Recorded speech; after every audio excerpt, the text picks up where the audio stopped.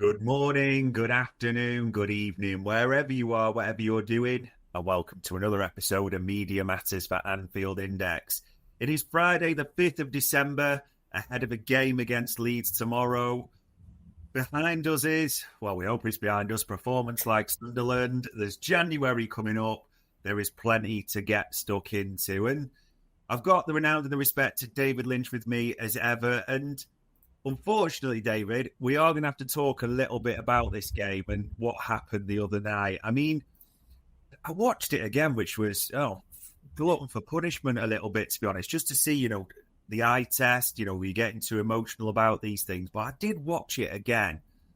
This is going to sound terrible, maybe the most damning indictment of what's going at the moment. That was a boring game of football, wasn't it? Yeah, I think you're right. I thought that's the exact kind of emotion I felt kind of watching it and speaking to the guys around me. It was just kind of, I just didn't feel like much was happening. There wasn't much action. There wasn't much pace in the play. Sunderland looked really comfortable, which, is not what you want with a side coming to Anfield. And just not a lot going on, really. I do wonder whether that's kind of been part of Slot's idea for the last two games, is to turn them into nothingness, to where not a lot's happening. And, then hopefully if you do that, means you're conceding fewer goals. And obviously with the quality you've got on the pitch, maybe that means you win a few of them. But obviously it didn't kind of pan out that way. But it was... it was low on quality and low on excitement. But maybe that was kind of the plan. And if so, you'd say, okay, that kind of worked. But, watching from the sidelines, it wasn't, not the most thrilling game I've ever seen. And obviously the outcome wasn't even that good either for Liverpool. So, not a lot to hang your hat on. Yeah, I get he needs results at the moment. But especially when you're watching that, it was so often it was sideways, backwards. There wasn't much decisive passes. There was actually no speed to the passing. Like, we'll come to the press later in the mess that was. It was just, I get they were trying to contain almost a little bit like West Ham and make it a nothing game a little bit. But it wasn't like, we weren't creating loads despite what he said post-match.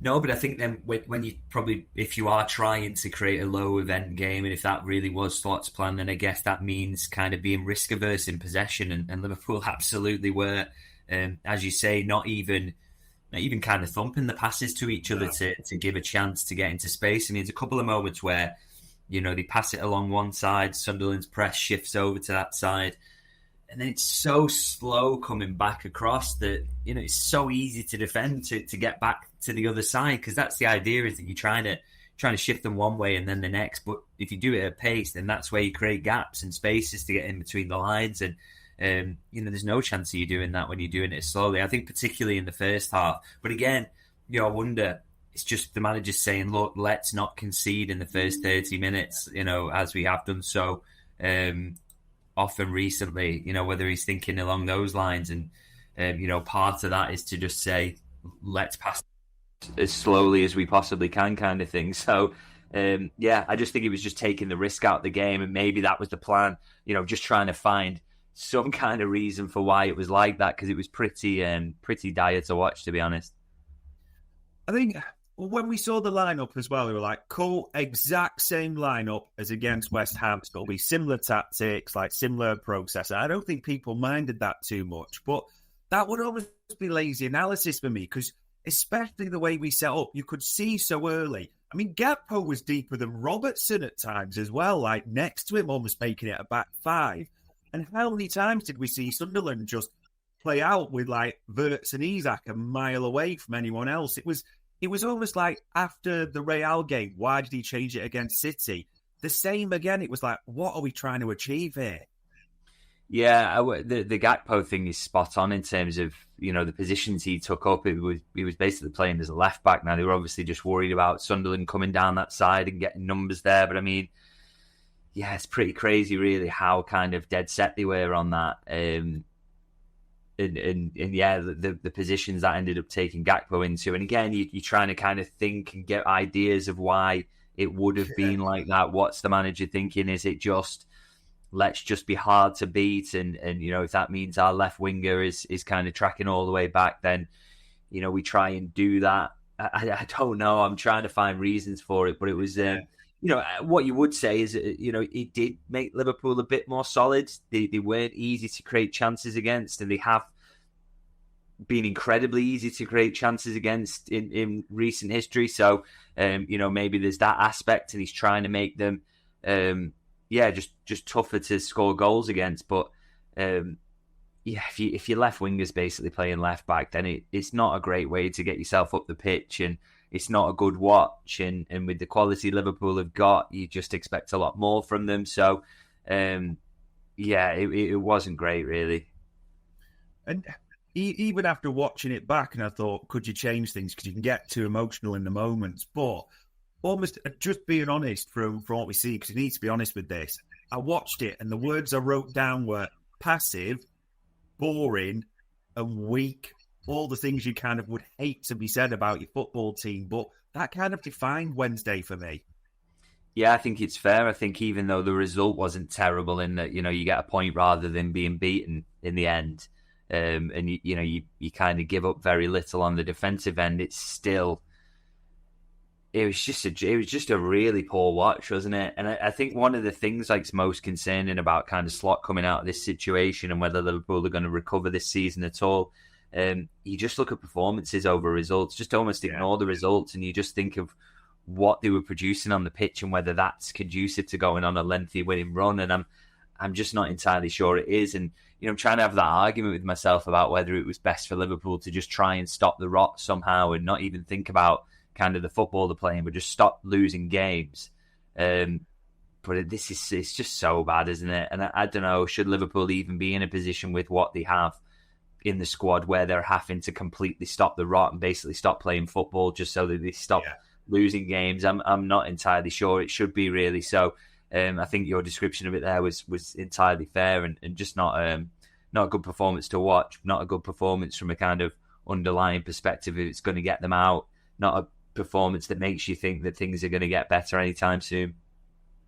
Yeah, if you didn't know who the teams were, you could be mistaken for getting it wrong of who the newly promoted side was, the setup and the way it was being played. And maybe telling as well, he got asked about Cody Gakpo quite afterwards, and quite rightly, said he struggled in the one-on-ones, and when you're facing a low block like Sunderland's, you need a moment of magic. And he reiterated about the moment of magic afterwards a couple of times. I suppose it's telling because Gakpo's been one of his golden boys that he's taken him off in this one. But then again, when he's playing left back, maybe a difficult one for him as well. Yeah, I mean, he's kind of right in that a lot of footballers, you're trying to isolate them into one-on-ones and then hope you come off better in those, and that can lead to a lot of chance creation. But also, I kind of think, you'd like to see Liverpool get better at kind of just creating through kind of simple passes and structure in the play. Those tap-ins and not just relying on a trick out wide to create something. That's slightly concerning, really, that he's so reliant on that. And he kind of got me thinking, actually, the whole thing about how Liverpool attacked last season and how they went about scoring goals and how many would you say were team goals or how many came down to like individual brilliance, like he says, and whether that's a sustainable way to score goals consistently in this league. It's I'd almost kind of have to go back now and watch every single goal that Liverpool scored last season to try and work out exactly how that played out, really, because it just doesn't feel like that should be right, really. I mean, to be fair, that sub I think was right, by the way. I think obviously Gakpo wasn't playing well. I think he's not had a great season despite his numbers not being bad at all, really. I don't think he's playing particularly well, but the reasonings behind it and what it said about Liverpool's attacking approach and the fact that there wasn't really a solution on the bench to that because, nobody's really beating the man at the moment. No one's creating that moment of magic. It would just be much better if there was structure in the attacking play. Those are the things you take from it with a bit of concern, really. Yeah, and speaking of concern, I mean, look at that for a quote. When a promoted manager comes to Anfield and says, it's a good result for both sides, we were surprised to have time and space to build up play. I mean, it's a respectful comment you can argue away, but it's a big insult at the same time that we allowed them that, isn't it? Yeah, sides just shouldn't be coming to Anfield and feeling like that. And again, you go back to the idea that, maybe he's just trying to make them defensively solid, trying to stop conceding goals. But That's just not very good, is it? The team, the newly promoted side's coming to Anfield and being surprised that they've just found it so easy to have space. And he was right, by the way. I mean, you looked at that kind of opening period and their ability to pass through, as you mentioned earlier. Um, I mean, that possibly the most damning aspect of the entire game for me, actually, is that they weren't set up to do that. And you saw the Brice, every time Sunderland got the ball, he was pointing for the centre halves to split. And they did that. And then it was just, vast space between them and the goalkeeper to knock it around and get themselves into advanced positions. It's pretty unbelievable, really. And Liverpool did find a solution for that in the second half. They got slightly better at stopping that playing out happening as much. But I can't believe it took till half time to sort that out. I mean, that is really, for me, that's quite basic, really. And again, it's just feeds into that feeling you have that maybe the pressing structure was all Jurgen Klopp's and kind of maybe Slot just rode the coattails a little bit on that front. And since he's had to implement it himself with new players or any kind of, anything different is thrown at Liverpool, he doesn't seem to have a solution to it. These are really, really worrying aspects for me. It is worrying. And just being honest to what we're seeing, people trying to find some redeeming features, maybe the one shining light or beacon of hope a little bit. Florian Wirtz, I mean, he was unlucky to get robbed because it was a nice shuffle and all the nice passes. If anything was going to happen that was of quality, it was going to be Florian Wirtz that night for Liverpool, wasn't it?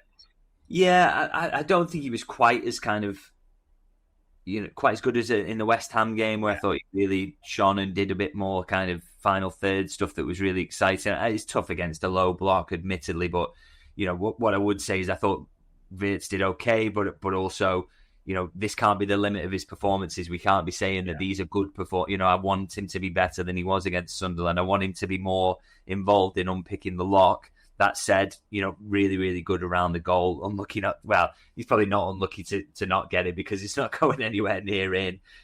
But he helps create it, him and Curtis Jones between them. A bit of grit, bit of quality as well. Creates the goal, and Sunderland had a bit of luck around their goal, hadn't they? So for Liverpool to get that back, to me, felt absolutely fair. And so you kind of felt that Liverpool had done enough to create something that deserved a goal in that moment. The problem was it was just one of very few moments like that in the entire game, unfortunately.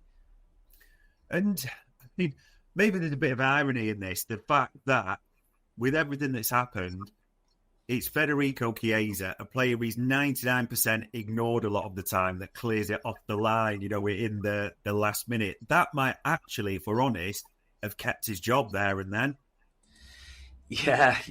It did feel like kind of if he'd have lost this one, that it would have put the West Ham result in an even harsher light of it just being West Ham being terrible. And, it adds another defeat to the kind of, the list of defeats that's very, very long this season.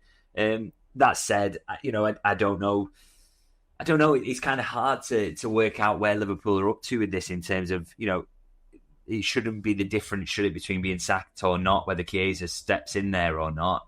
But equally, I almost feel like Liverpool are in a situation where someone that they want isn't immediately available or they don't necessarily ideally want to do it until it becomes completely untenable. And maybe the difference between it becoming untenable or not was Chiesa stopping that moment. So maybe that was a moment that did save Slot's job in that they're kind of hanging on to the point where they can't hang on anymore and then they've got to sack him.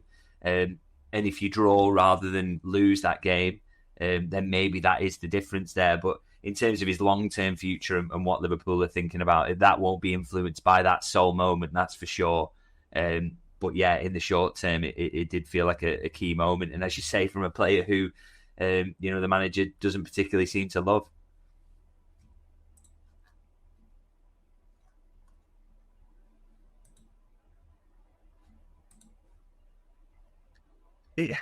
It was a tough one as well in the press conference because I'm glad he got asked it about Federico Chiesa because I thought it was right after his effort and his performance. But even his answer today, and you were there where he talked about, well, there's competition for places. Well, let's be honest, Chiesa can play anywhere across the front line realistically. And he is the one putting in effort. We've seen that this season. It's why he's part of, a crowd favourite. it's just not going to happen for him. He's not going to come in no matter what happens, is he? No, I agree with that. And this is the thing, it gets so much stick about this, and it's really, really frustrating because people want him to start and they're annoyed that he doesn't start. And they say, firstly, they say that we don't ask the question. Well, he does get asked the question, or we don't ask it in the right way. Should be maybe more aggressive in how we ask it. But I will remind people this is a professional setting. There's a limit to quite how you can ask these questions. You know what I mean? You've got to kind of be respectful. But we are allowed to ask the question. He gets asked it a lot. But the reason he doesn't get asked it every single week is because he gives an answer very much like he does today. And